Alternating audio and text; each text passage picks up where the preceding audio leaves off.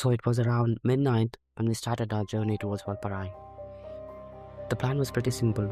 We wanted to reach there by around 10 in the morning. But the road had a different plan for us. Somewhere in the middle of the night, we reached a forest checkpost, and the road ahead was closed until the morning. And we had about 3 hours to kill. There wasn't really much we could do.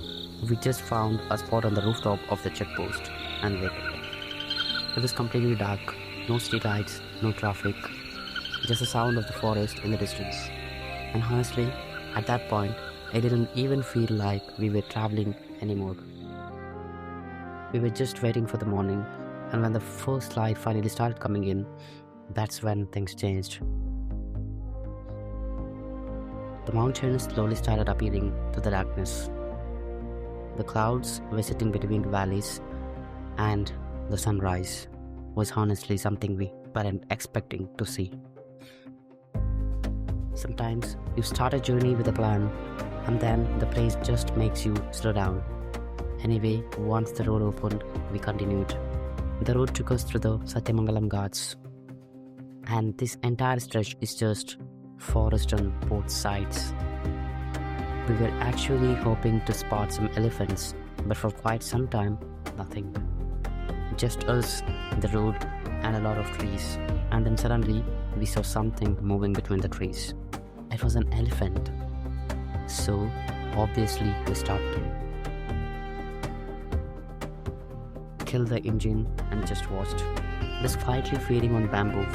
And honestly, this was one of those moments where you don't really want to do anything.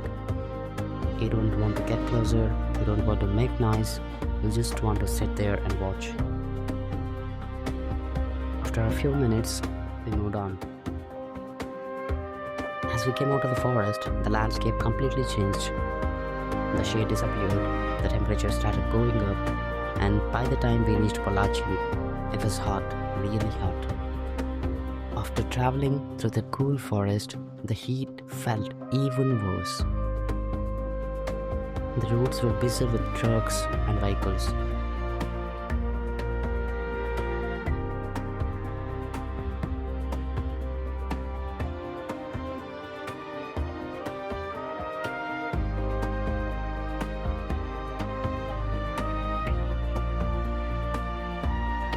But somewhere ahead of us was the road we had been waiting for, the climb towards Valparai. And then the hairpin bend started, 40 bends, and with every turn you could literally feel the landscape changing.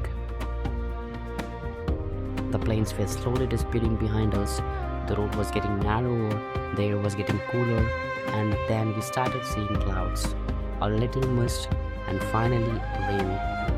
Just a few kilometers earlier, we were struggling with the heat, and now we were literally riding through the rainforest. Water was coming through the trees, mist was covering the mountains, and the road was dissipating into the green. This was Valparai we had come looking for. And after everything, the waiting, the heat, the long drive, we had finally made it. But honestly, we had no idea what was waiting for us next.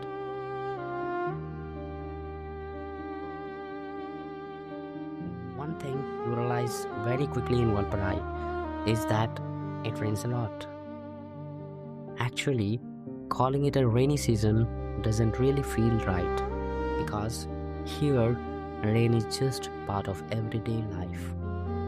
The clouds come in, the mountains disappear, the roads get covered in mist, and people just keep going. You'll see bikes moving through the rain, people waiting for buses with umbrellas, workers walking through the tea estates, and somehow nobody seems to be waiting for the rain to stop. For us, rain can sometimes mean, okay, the plans are cancelled. But for the people here, it's just another day. The umbrella becomes part of the daily routine. You carry it through the roads, through the plantations, through the hills, and even when the rain gets heavier, life just keeps moving. is probably one of the first things we noticed about Valparai. Here, people don't wait for the rain to end, they just move with it.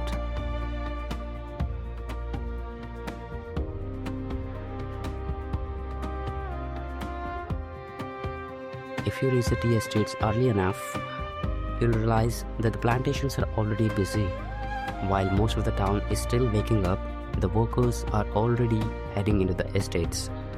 They usually move in groups, walking through the mist, carrying their baskets and their tea plucking scissors. And once they reach their sections, the work begins. The scissors they use are actually pretty interesting. They have a small basket attached to them, so when the leaves are cut, they fall directly into the basket, and when you watch them work, it looks incredibly easy. Just cut, collect, move forward. But when you actually look closely, there's a lot of precision involved. They are not just cutting random leaves, they're selecting those tiny tender shoots, the young leaves that eventually go through the whole process of becoming the tea we drink. One of the workers actually showed us the leaves up close, and they are so small, you would probably walk past them without even noticing. But these tiny leaves are where everything begins. The workers keep moving row by row, cutting, collecting, and moving forward. And as baskets fill up, they obviously get heavier. The leaves are then transferred into much larger bags, which can weigh around 20 to 30 kilograms. And then comes another part of work,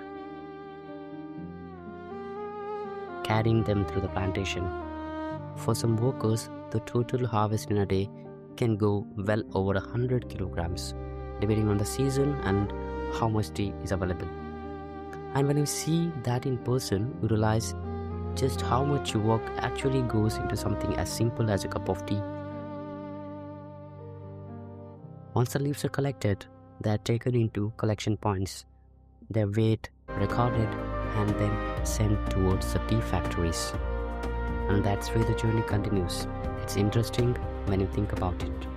Something we casually make every morning actually starts with these tiny leaves, and a lot of people walking through these hills. Walking, cutting, carrying, weighing long before the tea ever reaches our cup.